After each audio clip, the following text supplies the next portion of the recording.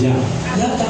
Père est sorti de là-bas, marchant sur l'eau, en train d'avancer, marchant sur l'eau, voulant rejoindre Jésus, marchant sur l'eau.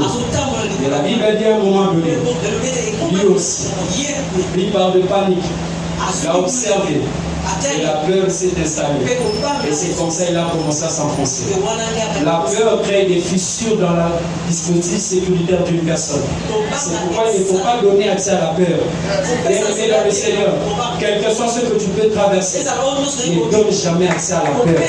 Quel que soit ce que tu peux vivre, ne donne jamais accès à la peur. C'est par la peur que Pierre a commencé à s'enfoncer. Mais ce que j'aime, c'est lui qui l'avait appelé la vie de la paix. Il est le commencement et la fin. Il est le premier et le dernier. Quand il appelle, c'est-à-dire qu'il rassure toi. Il a pris toutes les dispositions possibles pour que même quand la peur arrivera, lui-même il va s'arranger pour récupérer la situation. Parce que sa parole ne peut pas se perdre. Sa parole ne peut pas tomber en faillite. Il est celui qui t'a appelé au départ. Il est celui qui va achever la mission. Il y a des choses qui arriveront dans ta vie. C'est pourquoi dans certaines dimensions de choses, quand on comprend qu'ici il n'y a que la grâce qui est intervenue. Parce qu'à un moment donné, même la force de croire, je n'en avais pas. Mais la grâce de Dieu. Maintenant, comprenez le mystère. Jésus, Pierre est en train de s'enfoncer dans l'eau. Jésus est sur l'eau. Et Jésus lui tient la main. Et il lui relève. Mais Pierre ne sort pas de l'eau.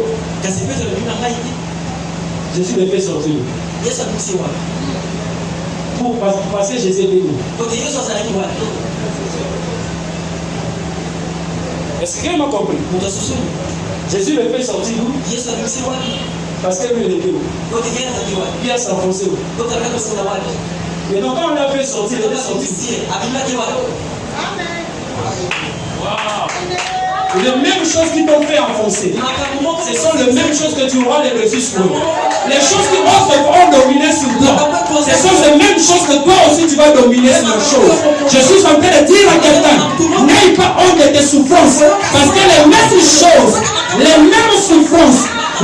choses qui ont conduit à ta souffrance, ce sont ces mêmes choses-là qui serviront de gloire.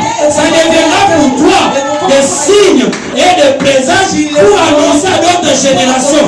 Moi aussi par le passé, j'avais connu ces choses.